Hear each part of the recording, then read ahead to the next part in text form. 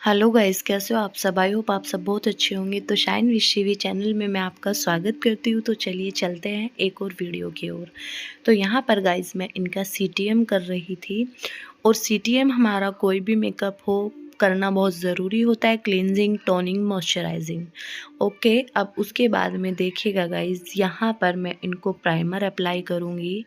और मेरी तो ये हैबिट है कि मैं बेस वगैरह बनाने से पहले आइज़ मेकअप डन करती हूँ। तो देखिएगा गाइज, यहाँ मैंने प्राइमर ले लिया है और डैपिंग करके मैं इनके पूरे फेस पर अप्लाई कर दूँगी।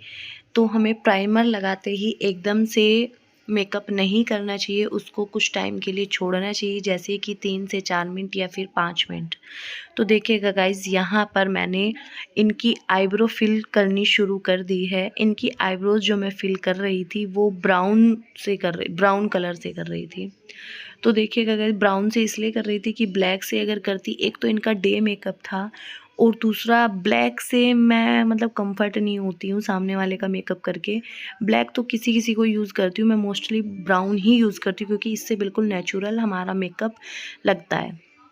तो देखिएगा सबसे पहले इनकी जो टोन थी, स्किन टोन, वो मीडियम स्किन टोन थी, येलोइश थी, वार्म टोन थी। तो अब देखिएगा वो सब मैंने देखते हुए इनका बेस अप्लाई करूँगी मैं। पहले तो ये मैं आईब्रो फिलर की हेल्प से मैंने आईब्रो फिल की है। उसके बाद में स्पूली की हेल्प से कहीं अनइवन ना रह जाए, उससे मैं बिल्कुल इक्वल इनकी शेप कर रही हूँ।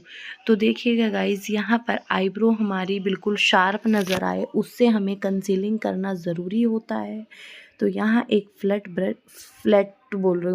ब्रश की हेल्प से कंसीलिंग कर रही हूँ, जिससे हमारी आईब्रोज़ बिल्कुल शार्प नज़र आए। और आप बिफ़ोर देख सकते हो और आफ्टर भी देखना, बहुत ज़्यादा डिफरेंस आ जाता है। तो ये सब हमें छोटी छोटी बातें बहुत ध्यान रखनी होती है। तो देखिएगा गाइज, यहाँ मैंने डर्मा का D4 लिया था। D4 लेने के बाद मैं यहाँ पर एक फ्लैट ब्रश की हेल्प से अप्लाई कर रही हूँ। और हमें आई शेडो डायरेक्ट नहीं अप्लाई करनी होती है, पहले हमें कंसीलिंग करनी होती है। इससे हमारा आइज़ मेकअप एकदम इन्हेंस होकर आता है। तो ये जो छोटी छोटी बातें हैं हमें बहुत ज़्यादा ध्यान में रखनी होती है। और यहाँ पर मैं एक छोटे ब्यूटी ब्लेंडर की हेल्प से ब्लेंड कर रही हूँ। Blending is most important. Okay, makeup में ब्लेंडिंग बहुत ज़्यादा यार, पता नहीं मुझे वॉइस ओवर करने में आज क्या प्रॉब्लम हो रही है, बहुत ज़्यादा इम्पोर्टेंट होती है। ब्लेंडिंग अगर हमारी अच्छी होगी तो हमारा जो मेकअप होगा केकी नहीं होगा, ब्लैकिश ग्रेइश नहीं होगा, काफ़ी टाइम स्टे करेगा। तो ब्लेंडिंग हमारी मोस्ट इम्पोर्टेंट होती है मेकअप में। यहाँ पर मैंने कंसीलिंग करने के बाद में बनाना पाउडर से इसको फिक्स कर दिया है। ये हमें करना बहुत ज़रूरी होता है। अब मैंने जो इनके लहंगे का कलर था उस कलर को लेकर के मैं यहाँ पर क्रीज लाइन क्रिएट कर रही हूँ। तो देखिएगा गाइज, आई मेकअप करने से पहले हमें पहले आईब्रोज़ का जहाँ पॉइंट होता है वहाँ से स्ट्रेच कर लेना चाहिए। स्ट्रेच करने के बाद ही हमें आइज़ मेकअप शुरू करना चाहिए। इससे हमारी आइज़ पर बिल्कुल इक्वल मेकअप होता है और बिल्कुल सही होता है, करेक्ट होता है।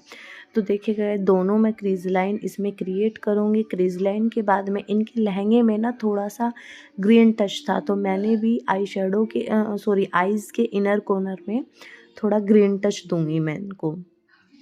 तो आप देखना अभी आगे। अभी तो मैं ये वही कर रही थी, ब्लेंडिंग ही कर रही थी, क्योंकि ब्लेंड तो बहुत इम्पोर्टेंट होती है, मैं बार बार आपको बता रही हूँ।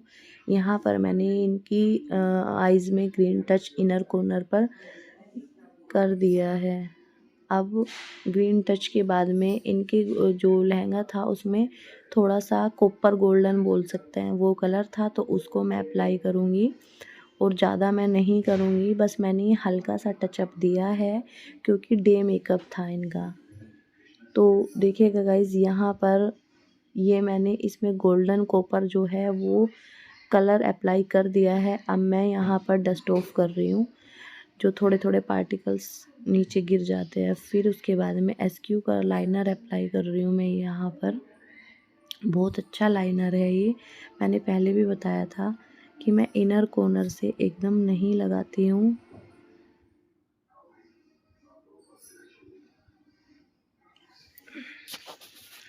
अब देखो लाइनर अप्लाई होने के बाद में यहाँ इनकी बहुत ज़्यादा डार्कनेस थी, तो जहाँ जहाँ पर डार्कनेस थी वहाँ वहाँ पर मैंने क्रायोलन सुप्रा का 303 अप्लाई किया है।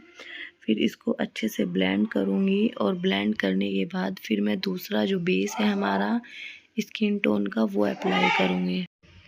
इसको मैं बहुत अच्छे से ब्लेंड करूँगी पहले, क्योंकि ब्लेंडिंग तो वही है, मैं बार बार बता रही हूँ, अब मैं रिपीट नहीं कर रही हूँ।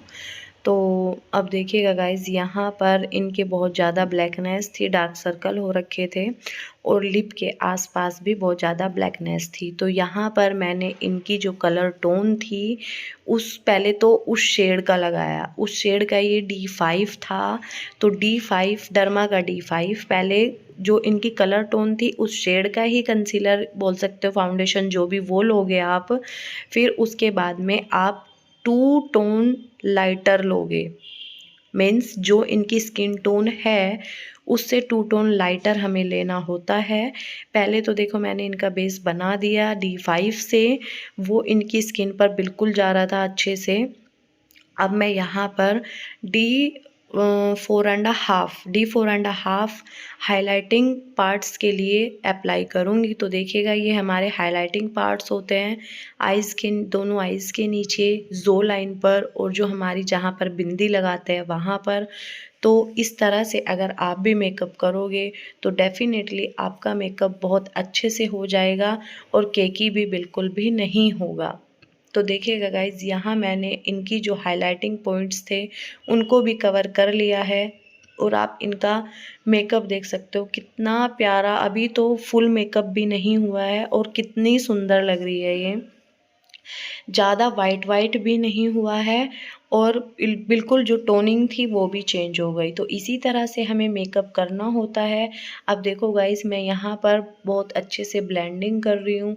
ब्लेंडिंग करने के बाद में मैंने यहाँ पर इनकी देखो ऊपर आइज़ के नीचे लाइनिंग आ रही है, मैं इसको जो ब्लेंडर है उससे अच्छे से ब्लेंड करूँगी। देन बनाना जो फिक्सर पाउडर होता है हमारा, तो उससे फिर फिक्स कर दूँगी। वो क्लिप मैंने नहीं ली है।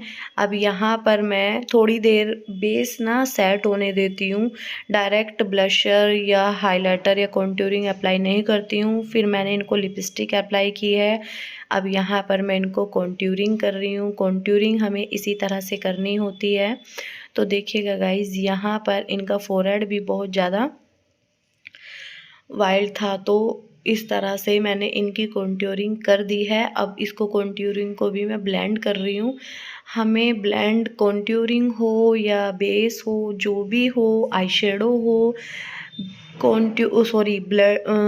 ब्लेंडिंग करना बहुत ज़रूरी होता है। तो देखिएगा यहाँ पर अब मैं डर्मा का फिक्सर यूज़ करके मैंने हाइलाइटर यूज़ करना है इनको। तो यहाँ पर देखो ये सिल्वर कलर का हाइलाइटर था, अब मैं यहाँ इनको ये सिल्वर कलर का हाइलाइटर यूज़ कर रही हूँ। ये जो फिक्सर पहले मैंने ब्रश पर अप्लाई किया है ना, तो इससे थोड़ा सा हमारा मतलब एकदम से हाईलाइट हो जाता है। तो देखिएगा गाइज़, इनके जो जो हाइलाइटिंग पॉइंट्स थे मैंने उनको हाइलाइट कर दिया है। और देखिएगा ये लास्ट में आप ज़रूर देखिएगा ये कितनी सुंदर रेडी हुई थी, बहुत प्यारी लग रही थी ये। तो देखिएगा गाइज़, यहाँ पर मैंने इनका ये जो जैकेट टाइप में दुपट्टा स्टाइल चल रहा है वो ही किया था। अब देखो ये कैरी करने में भी इसको कंफर्ट हो रही थी। अब यहाँ पर आपको इनका लुक कैसा लगा? अगर आपको अच्छा लगा हो तो प्लीज़ एक बार आप भी ज़रूर फॉलो करना।